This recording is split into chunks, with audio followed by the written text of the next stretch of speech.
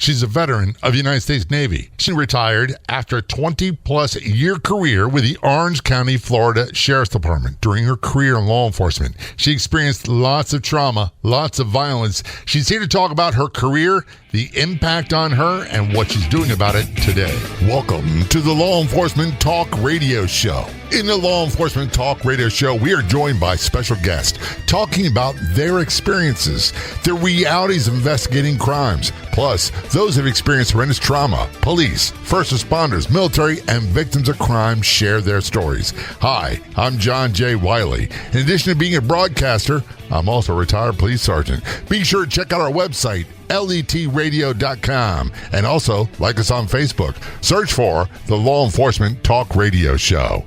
One of the questions I get all the time, why are you always promoting the Law Enforcement Talk Radio Show Facebook page? Well, because there's no better place on Facebook. That's it. It's simple. Everything about the Law Enforcement Talk Radio Show and podcast is right there, including great photos, stories you'll want to see, you'll want to share, memorials to law enforcement officers who are killed in the line of duty, all that and more. Plus, old episodes of the show can be found on our Facebook page. Just do a search for Law Enforcement Talk Radio Show on Facebook and be sure to click like and or follow. We'll see you there. Calling us from Florida, we have recently retired Orange County, Florida Sheriff's Deputy Donna Michaels on the phone. We're going to refer to her also as DA. Donna, thanks so much for being a guest on the show. Very much appreciated. Thank you. Thank you for having me. It's a pleasure to be here. We've been working on this a while, and to be totally honest, Donna was still employed, and we didn't want to do this until she was officially retired because we've been talking about her career. And you're also a United States Navy veteran, and in addition to your service in the Sheriff's Department. Thank you for both. Thank you. Thank you very much. It's been my pleasure. So now that you're retired, you can speak freely. Yes, I can. That's unfiltered. Good. Well, the reason I say Donna, it's her name, Donna Michaels, but she authored a book called Courageously Broken under the name D.A. Michaels. So our website is courageouslybroken.com. Very quickly, Donna, why did you use D.A. Michaels instead of just Donna Michaels when you wrote the book? Great question. I'm glad you asked. So when getting ready to publish, I thought at the last minute, I wonder if there's any other authors with my name. So I decided to Google it. And it turns out there is another author with the name Donna Michaels, and she writes hot, steamy romance books about her flings with commandos and Navy SEALs. And I thought, well, this isn't good, considering that I served in the Navy alongside Navy SEALs, and several chapters of my book are about my time working with Navy SEALs. So I thought, this is not good. I certainly don't want to be confused with her. So I decided to change it to my initials, and I just went with D.A. Michaels. I'm so glad you did, because the thoughts of chapters in the book about hot, steamy nether regions and whatnot is more than I can handle at this point. Right, exactly. It's more than I wanted to think about. Yeah. These guys are my brothers. I can't even picture that. And your book is basically, it's called Courageously Broken. We'll talk more about it because it also talks about your career in the military and your career in law enforcement. Now, you just recently retired from the Orange County, Florida Sheriff's Department. By the way, Orange County is the area where Orlando is located. So that was 20 years there, right? That's correct, 21 actually. I did almost a year as a reserve before I got hired on. And thank you. And if you're like me, and most cops I know, you have a variety of physical scars from surgeries and whatnot and injuries, line of duty. We all get dinged up over the years. Those are scars you can see. There are other scars that people don't see so readily that many of us contend with after our years of police work. And that's been the case for you as well, hasn't it? Absolutely. Yeah, 100%. Both cases, these physical surgeries, the physical scars, and mental/emotional scars. And I hate that terminology, mental/emotional. Right, yeah. It's because it's got, and that's kind of like what my mission's all about. It's got such a stigma to it. And that stigma is what, in my opinion, and a lot of people's opinion, is stops so many of our bravest from getting the much deserved and needed help they need. They let that stigma stop them, and they shouldn't. Part of my thing, Donna, is the terminology post-traumatic stress disorder. I get why the medical community calls it that. But I take great exception to the disorder part of it, and I refer to it more as a post-traumatic stress injury or post-traumatic stress. Because if you do a career in law enforcement, the things you see, the things you encounter, the violence that is perpetuated on other people and sometimes ourselves, it's a natural reaction to all of that stuff. That's correct. And during my time at the sheriff's office, I actually served on the CISM team, which is the Critical Incident Stress Management team. And when we went through that course and got certified, I learned that there actually is a difference between PTS and PTSD. And I understand exactly what you mean. I think the injury is a great way to put it.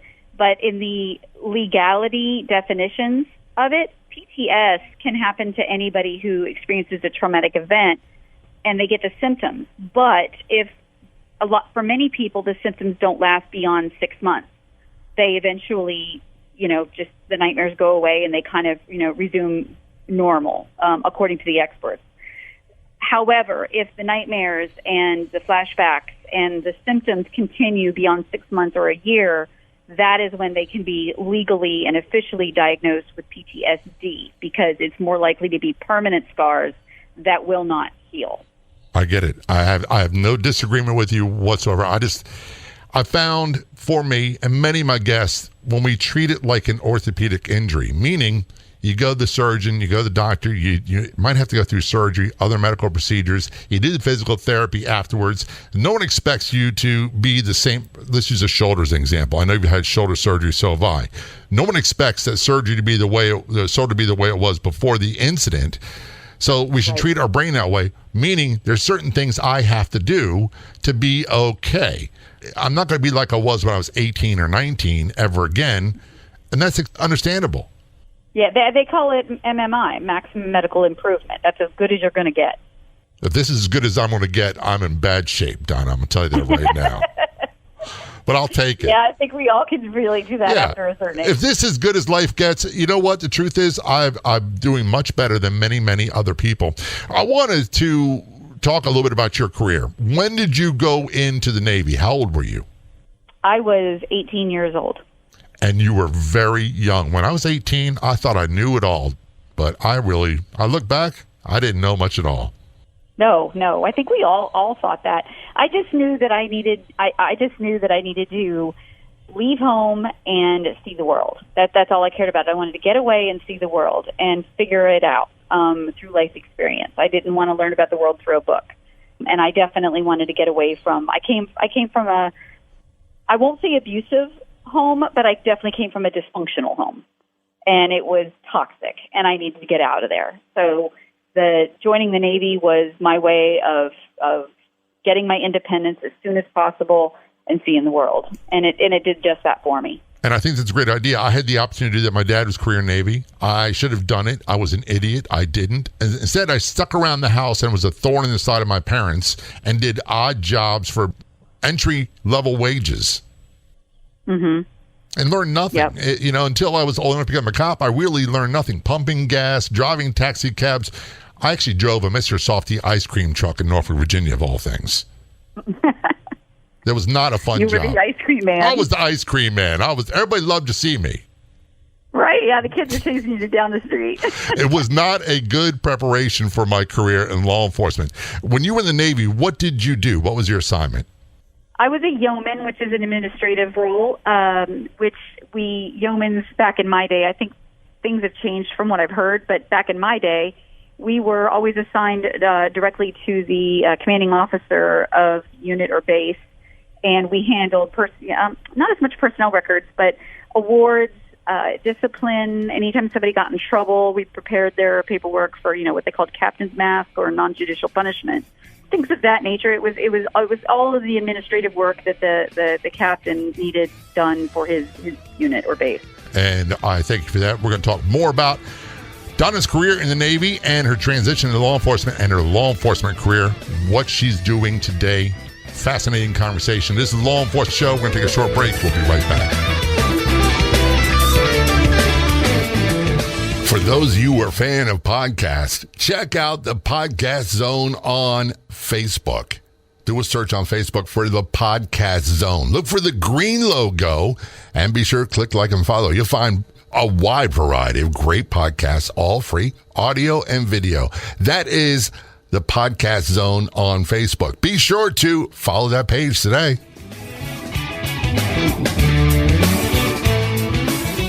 Back to our conversation with Donna D.A. Michaels on a law enforcement show. United States Navy veteran, also recently retired Orange County, Florida Sheriff's Department deputy and author of the book Courageously Broken. Her website is courageously.broken.com. Before we end the break, Donna, very quickly, you're talking about your career in the military. You're a yeoman. You're doing a lot of administrative stuff, but you had some overlap with Special Forces. That's correct. I was blessed, truly blessed, when I got orders to my second duty station. My first duty station was in the Azores. It was only a 15-month tour. I don't really have a lot of good things to say about it, which I explain in the book. But my second duty station was with the Navy SEALs in Panama, and it was just after Operation Just Cause when the U.S. went down and took out Noriega. And we were in the thick of the drug wars and taking down cartels throughout Central and South America. And it was honestly the best years of my life. I mean, the friendships and the relationships I built there have lasted 30 years, and we all continue to be family. And I credit that community, the Naval Special Warfare, with honestly building me into who I am today and teaching me that never quit mentality that definitely helped me throughout my law enforcement career. No doubt about it. And when you left the military and went into law enforcement, why Florida? Why Orange County? Well, when I first got out of the military in off active duty in '93, I lived for a very brief period of time in Atlanta, Georgia, and the dysfunctional family that I talked about earlier kind of had escalated. So my mom ultimately left my dad and moved to Florida to start over again.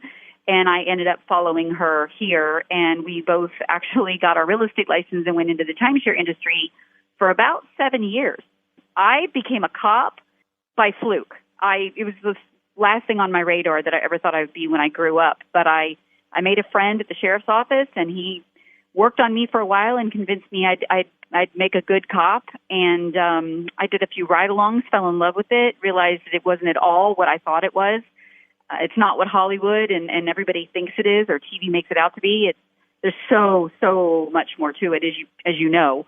And so, the rest is history. That was in 1999, and I got sworn in 2000, and like you said, I just retired. Well, thank you for your service there as well. And I got to confess, being a city cop, I always had this image on mind that the sheriff's department had it easy. And I'm confessing right now, I know in your case, and I know that's not the case in just about every area. And by the way, Orange County is no joke. It's a highly populated county. For those who don't know, there's about 1.3 million population in Orange County, Florida. And that doesn't count tourists. Yeah, and that means you wind up dealing with everything. Right. All the violence, all the trauma, all the accidents, all that stuff, it's nonstop for you guys, just like it was for us. Oh, yeah, it's nonstop. There's calls always holding, meaning people are waiting on a deputy to respond for anything from a burglary that's over with to anything that's over with. Even if it was a robbery that happened last night or hours ago, it's going to hold because everything, as you know, that's happening right now or that's in progress gets first priority. So yeah, we don't stop. When they're 12-hour shifts, and they don't stop. And unfortunately, you wind up encountering some very traumatic incidents and this is something a lot of people really get confused about. They think that trauma has to be inflicted upon the person. It doesn't. No. You wind up encountering a lot of those things. And I'll be honest with you, Donna, where I worked in Baltimore, murders were almost a daily thing. People being shot was a daily thing, and extreme violence was a daily thing. But some of the things that you deal with in Florida that are very specific to you, we never really encountered. And I'm talking, for example, the drowning of children in swimming pools. Yeah, and children left in hot cars. Two huge problems here in Florida. And I'll be honest with you, I had a really difficult time. I still do. Even talking about the things I handle with crimes or negligence against children where they're harmed or killed. Oh yeah. No, I don't care how long you're on the job or how seasoned you get. The death of a child is never easy, ever. It takes a toll on all of us. And my first one, I wasn't a parent yet. And, I didn't know how to react to it because it was my first. And I was in autopilot, as I was trained to be. And I remember being at the hospital when the child was pronounced and the doctor came out to tell the parents. I remember, the doctor being emotional, the nurse being emotional, everybody was emotional. I was still in, work mode. And I remember thinking, why are they crying? They see this stuff all the time. I don't understand. That's because I had obviously not processed it yet. I was still in work mode. And it didn't hit me until about 24 hours later. It was the next day. And suddenly it hit me and I was on the floor, bawling my eyes out. And I'm like, what's wrong with me? That was yesterday. Why am I crying today? And my mom, who had worked in a medical examiner's office, or the morgue, as they say, for 17 years, and had dealt with families in grief on a daily basis, I called her and I'm like, Mom, what's wrong with me? Why am I just now crying? Everybody was crying yesterday and I'm crying today. She said, everybody's different. Don't judge yourself. Some people, just process at their own speed. She goes, at least you're processing. She goes, I would be worried if you weren't.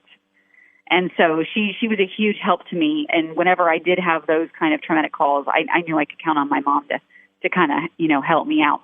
It helped me in the moment, but as you know, as the years went by, I still compartmentalized.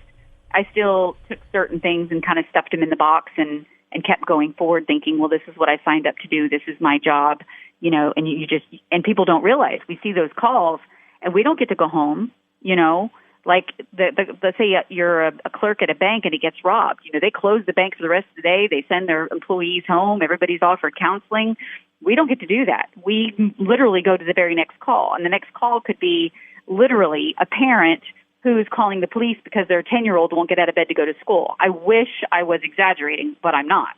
We get those calls a lot. And normally it's not a big deal. You tell little Johnny, get up, go to school. But if you've just come from a devastating, traumatic call, and now you get this call, are you probably going to be a little annoyed with, the mom for calling you over something like this instead of just doing her job and being a parent? Yeah, probably.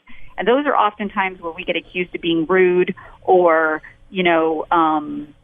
not having a heart or cold-hearted. Yeah, callous, unprofessional. What we just came from. I got called that so many times, Donna. I became immune to it after a while. Like, yeah, this is how I am. And the truth is, my wife Stephanie says every now and then, she knows how I am. She goes, I got to keep you away from people because you don't have a filter. And when I get that same sort of like response, it comes out and it doesn't stop. Oh, sure. Yeah, when you get triggered, it's like a volcano erupting. Oh, yeah. Once it blows, it blows. And once you can put a lid on it. Once I start the finger pointing and I start with things like, and another thing, oh my goodness, I am in so much trouble. We're talking with Donna D.A. Michaels, United States Navy veteran, also recently retired from the Orange County, Florida Sheriff's Department, author of the book Courageously Broken. Her website is courageouslybroken.com. This is a law enforcement show. We have so much more to talk about.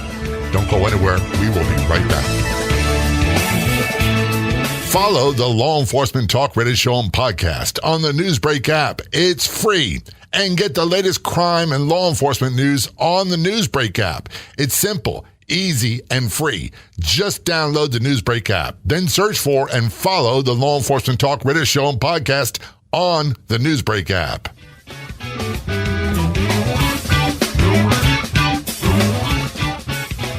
Return conversation with Donna D.A. Michaels. I say that because that is her pen name for her book, Courageously Broken. She's a United States Navy veteran, also recently retired Orange County, Florida Sheriff's Deputy. Donna, before we went to break, we're talking about the traumas you went through. And early in your career, you had a young child that died. How did that happen? It was really tragic and absolutely no fault of the parents whatsoever. I always want people to know that, how could a parent let that happen? People don't realize drownings are not loud and like they are in the movies. They're actually very quiet and happen very quickly. What happened was it was a family from out of the country from a part of the world where they don't have swimming pools, stays cold most of the year. So needless to say, renting a vacation home with a swimming pool was a novelty. That particular day, they had skipped the theme parks. They had a family barbecue. Kids had swam in the pool. There were 3 children, 2 girls and a little boy the little boy was 2 years old. So that evening, after dinner, the family went through their normal routine, tucked the children in bed. Mom decided to take a hot bath. Dad had to run to the store real quick to grab something. And when Dad came back, he did a quick bed check, like most parents do when they have young children, and he noticed the 2-year-old wasn't in his bed. And then he noticed the sliding glass door to the pool area was open. They didn't realize the 2-year-old knew how to open the door, and they weren't aware of using the, upper latches that are often on sliding glass doors that we know about here in Florida. So, unfortunately, the little boy, being that age, had a blast in the pool that day and decided he wanted to go back out there, and he went into the pool and unfortunately couldn't swim, and Dad dove in, got him out. I'm pretty sure if I remember correctly, Mom is the one that called 911. And my partner and I got there pretty much simultaneously before fire rescue did, and we did CPR on the boy. And when fire rescue got there, it was one of the few times in my career where they didn't even assess him. They literally grabbed him and they ran as fast as they could to the ambulance, and they worked him as they drove to the hospital. And unfortunately, after they did everything they possibly could, it was too late. He couldn't be revived, and he didn't make it. And that was heartbreaking for the parents because, it was literally, it could have happened to anybody, especially if you're not from Florida and you don't know, how our sliding glass doors work and how easy it is for a 2-year-old to open them. The other thing is, and I'm not quite sure how to describe this, I know you're going to know exactly what I'm talking about. You get a personal investment in trying to save this child's life, and it's a very powerless feeling when you can't. And we walk around, somehow we're trained that you can do anything and never quit, never give up the fight, stay in the fight no matter what. If you're losing badly, you stay in the fight, you don't quit, you never give up. And that's the mentality we take in law enforcement, especially when we're trying to save someone that's tragically injured. And that had to be horrible for you. Oh, it was. And like I said, I was a rookie. I hadn't been on the job a couple months when this happened. And I didn't even know how to process it. They didn't teach us that in the academy. PTSD wasn't a thing for first responders, or even, I don't even know if we had that title yet. I'm sure it was in the veteran community, but not in ours. And yeah, because I wasn't a parent yet, it was just a very foreign feeling. And the old timers were kind of like, yeah, it sucks. That's what we do. And that was it. That was your pep up conversation. It sucks. Move on. And I wrote about it in my book, going through all this, and I thought about what is the difference between our current generation and past generations. And I am not condoning this, so let me make that very clear. But in the old days, the cops and the firefighters, they had their own bars practically where they went and they told stories and they drank, and in a way that was self-medicating, and they were doing their own therapy because they had that brotherhood and they had that camaraderie and they talked things out. And I talked to a World War II veteran recently, and we talked about it, and he says, well, back in the old days after World War II, they didn't come home on a plane. They all rode the ships back home, and they sat together and they talked about their war stories, and they it's almost as if they didn't realize it, but they were giving each other therapy as they talked about everything they had been through. But now in our current, way our society is, if our soldiers get injured, they're on a plane as quickly as possible. And, they're getting treated for their physical wounds. And the mental wounds, they get addressed later on if they get addressed.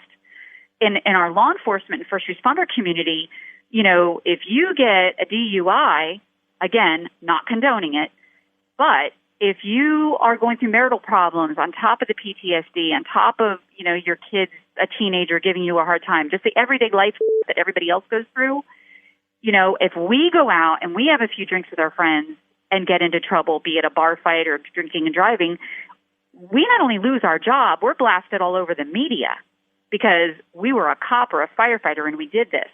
Joe Blow the plumber doesn't make news. He just goes to jail and his life goes on. And it sucks regardless, but we aren't properly processing our issues, which is why we have to bring so much more attention to this. Again, I'm not condoning self-medicating. No, I agree. What we used to do, Donna, was after really bad situations, really bad shifts, we get a case of beer or two and we go to a parking lot and we drink beer and we talk. And that's what we did. And sometimes our commanding officers would say, yeah, here, I'll buy. And you go. There was very much the mentality of suck it up, buttercup. You have a job to do. And my wife and I, we love to watch TV, and we're watching a series, Bosch, right now. And there's this thing that happens in television where a cop goes through something really, really bad. They go to the commanding officer, or the commanding officer comes and says, hey, take as much time off as you need and then come back when you're better. That never happened. It was go to the next call. Reality. That's not reality. No, not at all. It should be, but it's not. I don't know, if you walked in after that incident and you said to your commanding officer, by the way, I'm having a hard time dealing with this and sorting it out and getting the better spot, your probationary officer, chances are you're fired. You're done. You're over. Yeah, you're at will. Yeah, or here, we're going to send you for a fitness for duty evaluation with a psychiatrist. And if the psychiatrist thinks you're unstable, that's it. Your career's over, just like that. So that's added pressure on there. And here you are, you're a rookie, you're new, you're trying to process this. The first day was not a big deal, but the next day it kind of hit you like a ton of bricks, didn't it? Right. And and then not long after that was 9/11. I still can't deal with that. Law enforcement, you know this, law enforcement as we know it changed overnight. Yeah. Dramatically. And then we were bombarded with FBI intel bulletin, one after the other, multiple sometimes, and being in a place like Orlando, which is a huge tourist area, you can imagine we were inundated with all kinds of stuff, just like New York or any other big city, right? Right. And so, yeah, the drowning just became just another call. I mean, in reality it wasn't, but at the time it was.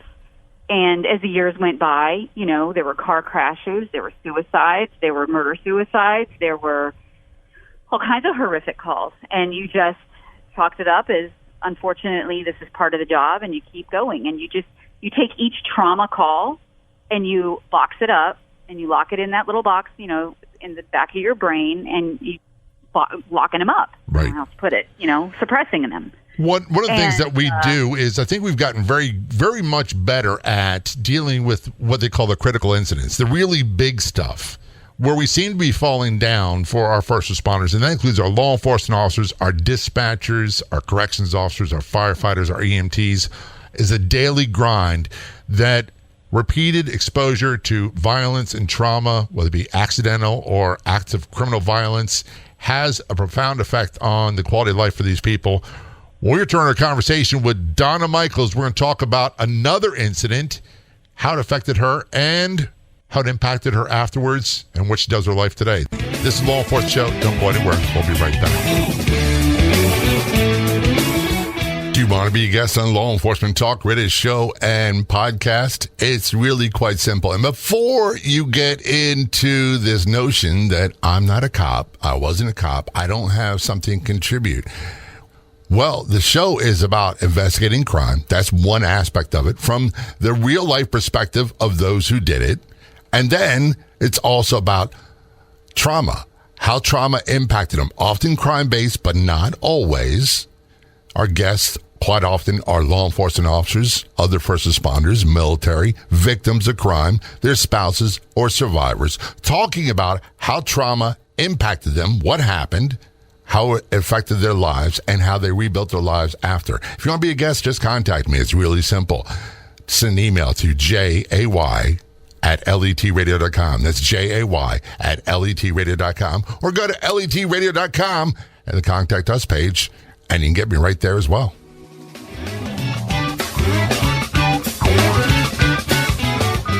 Back to our conversation with Donna D.A. Michaels on the Law Enforcement Show. United States Navy veteran, also recently retired from the Orange County, Florida Sheriff's Department.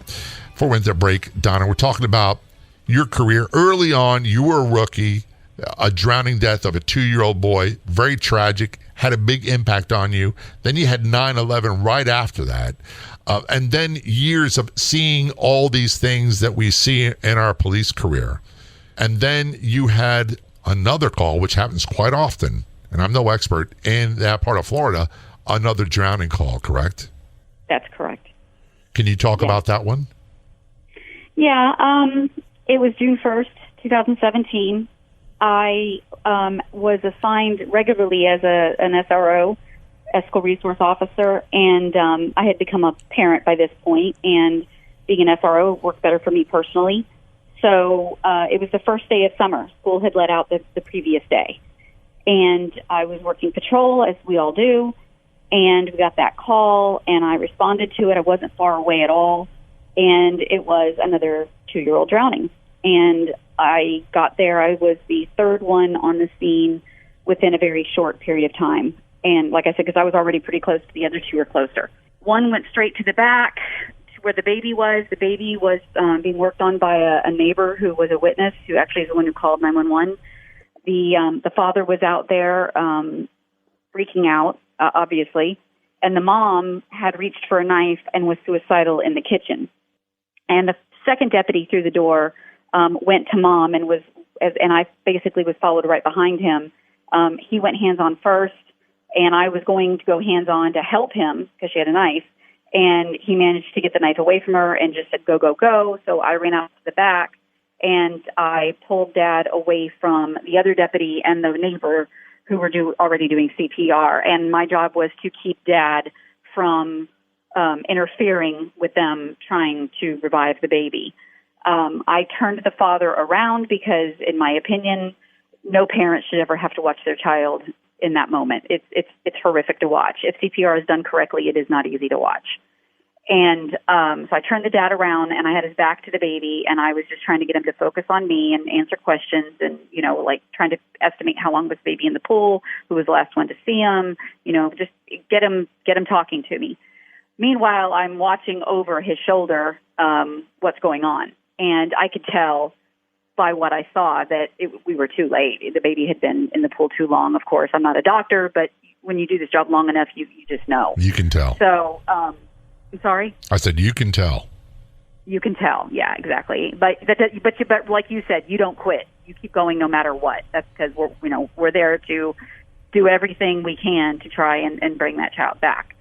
So that call hit me really, really hard because I was a parent, so I could relate now to, as a parent, what it feels like. Number two, it was like taking the first call that we talked about a moment ago and a suicide call that I had worked where a 13-year-old had hung herself, and we ended up in a gun standoff with mom, who became suicidal with a gun.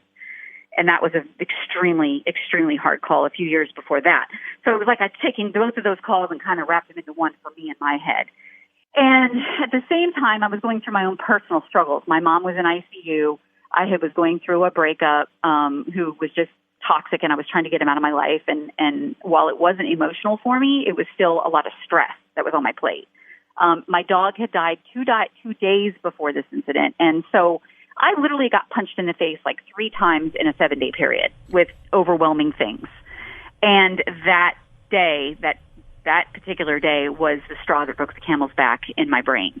And it was like someone took C4 explosives, put them on my little black box, and blew that box up, and every trauma that I had ever suppressed was now flying through my brain.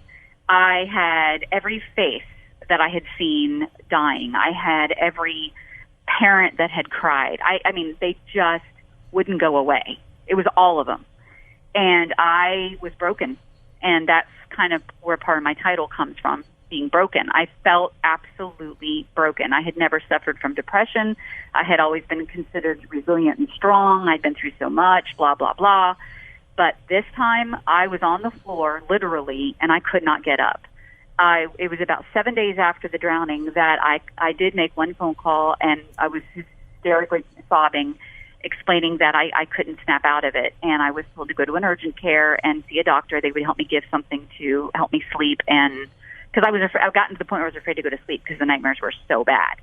So I was exhausted, and I had, at the time, my daughter was 11, and she was seeing Mommy cry for the first time in her life. Like, Mommy was a superhero to her, and now Mommy's locked in the bedroom and can't stop crying, and it was horrible. And I started convincing myself that I was failing as a mother. My daughter deserved better. I was a single mom. Her dad wasn't in the picture. And the demons, I call them the demons, they got the best of me and were telling me that I was better off dead, that somebody else could do a better job. My daughter deserved better. You know, I didn't know depression could be physically painful, and I was hurting physically and mentally. And I don't drink. I just don't. I wasn't self-medicating in any way. So I didn't know how to pull myself out of this horrible dark hole that I was in. And I did. I planned my exit, and it was a phone call I made to say goodbye on a voicemail to my best friend, who was the world's worst at answering his telephone, and he answered that day. And I'm blessed that he did, because he spent 8 hours on the phone with me. He knew exactly what I was up to. He'd known me for 30 years, and he talked some sense into me, and I started getting help on the down low, as they say, because I didn't trust my agency. And I think that's our biggest problem. I didn't trust my agency to do the right thing. I didn't trust them to ask for help. I didn't want to be hauled off to the local mental hospital, which was what I believed would happen.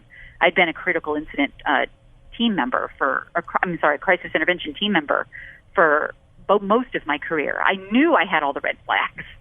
And I'm even more so, I was terrified. I wouldn't even ask my best friend at the agency for help. I didn't trust anyone. So my veteran brothers were there for me. They pulled me out of it because they had walked in my shoes. They knew how to help me get out of the hole. And I went through therapy for about 2 years, and it wasn't until last year that I actually told my agency what I had been through, what I was doing, and they documented it in my record. But by that point, there was nothing they could do to me, because I was already out of the darkness and doing better. And I had actually written my book, which was, I say it was a book by accident. It was actually my journal in therapy that I was later encouraged to publish, because I was told it could help others who have, are going through battling their same demons or similar demons. Is it safe to say that you're not the same person you were then and you were before these incidents? You talking about 2017? Yeah. Oh yeah, no. I am so much better. I am so much happier. Do I have bad days? Of course I do. I'm not going to lie about it. But now I understand them. Now I know what my triggers are. See, before I didn't know my triggers. So when I got triggered and I lost my right, I'm trying not to curse, and I lost my and I lost my temper, that volcano we talked about, then I felt guilty for exploding. Now I know what my triggers are, and I can avoid them. Or if I do get triggered, I know to walk away, because I can recognize it for what it is, and it's much easier to manage. So what I tell people is, like, look, you may not cure it, but you learn how to manage it. And once you learn how to do that, and you have to be taught, you have to learn, and each of us is different, then you are much better off. And a big part of it, I'm safe to say, is that you've got to share the burden with someone else that's been there, because they can help you through that. And you wound up writing this book, Courageously Broken. You said it was quite by accident. Tell us about the book and where people can get more information. Yeah, no, it was started as my journal in therapy, and I was told it could help others. So I wrote the final chapters to it, asking myself, if I could go back and teach myself something, what would it be? What do I want people to walk away from this knowing that's been in my, that are in the shoes I was once in, that I was in? And that's what I did. And my book is now become a mission, which is called Courageously Broken. On my website, there is a resources page where there are several retreats throughout the country, all funded by nonprofits. I never knew any of this existed before. Lots of first responders don't know how much help is actually already there, paid for, free for them. They just have to go on the websites and apply. And everything is done discreetly, confidentially, where they can go with their brethren and with people who are specially trained to deal with first responders and veterans. Sorry. That can all be found on your website, correct? Yes, on my resources page. I believe it's under my mission tab. And what is your website address? It's courageously.broken.com. Donna, I appreciate you so much you coming on the show. I appreciate your service, and thanks so much for sharing your story. We've got to have you back again in the future. Oh, thank you so much. I'd like to thank our guests for coming on the Law Enforcement Talk Radio Show. The Law Enforcement Talk Radio Show is a nationally syndicated weekly radio show broadcast on numerous AM and FM radio stations across the country. We're always adding more affiliate stations. If you enjoyed the podcast version of the show, which is always free, please do me a favor and tell a friend or two or three. I'll be back in just a few days with another episode of the Law Enforcement Talk Radio Show and Podcast. Until then, this is John J. Wiley. See ya.